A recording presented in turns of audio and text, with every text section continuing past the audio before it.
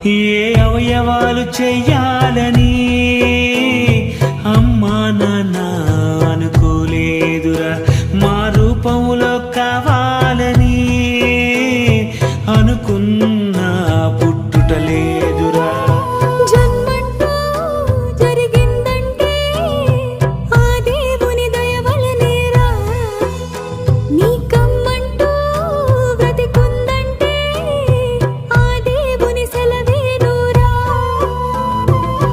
జీవితం మా దేవుడే ఇచ్చాడని చెప్పాలిరా, ఇది చెప్పాలని ప్రతి మనిషిని పుట్టిస్తాడురా, ప్రతిగా ఆ దేవుడిరా.